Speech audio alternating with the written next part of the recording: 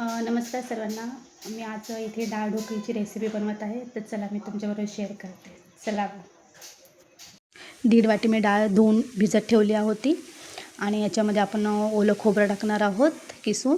त्यानंतर थोडेसे शेंगदाणे, थोडंसं हळद, मीठ आणि कुकर बंद करून घेऊया. 3 ते 4 शिट्ट्या पुरेशा याला.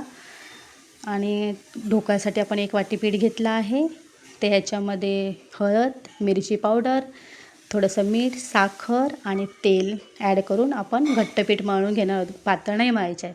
गोळे बनवून घेतलेत मी इथे. हे बघा डाळसुद्धा इथे शिजून झाली आहे. कढीपत्ता आणि टॅमॅटो इथे कढई ठेवूया आपण फोडणीला. तेल ॲड केलं आहे मी इथे.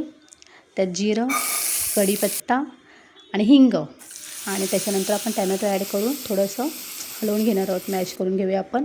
त्यानंतर लाल मिरची पावडर, थोडीशी धना पावडर, थोडी हळद मॅश करून घेऊया. थोडासा मसाला आपण. त्याच्यानंतर आपण डाळ ह्याच्यामध्ये ॲड करणार आहोत आणि डाळीमध्ये थोडंसं गरम पाणी आपण नंतर ॲड करणार आहोत, कारण की ते डाळ ढोकळी टाकल्याच्यानंतर खूप घट्ट होते. तर मी इथे बघा चपात्यासुद्धा एकीकडे लाटून घेतल्यात मी. हे बघा, आणि चपात्या पातळ लाटायच्या आहेत, जाड नाही. लाटून इथे ठेवल्यात मी. आणि त्याच्यानंतर आपण थोडं थोडं करून त्याच्यामध्ये ॲड करणार आहोत. एकदम नाही टाकायचं, नाही तर गिजगिजा होतो.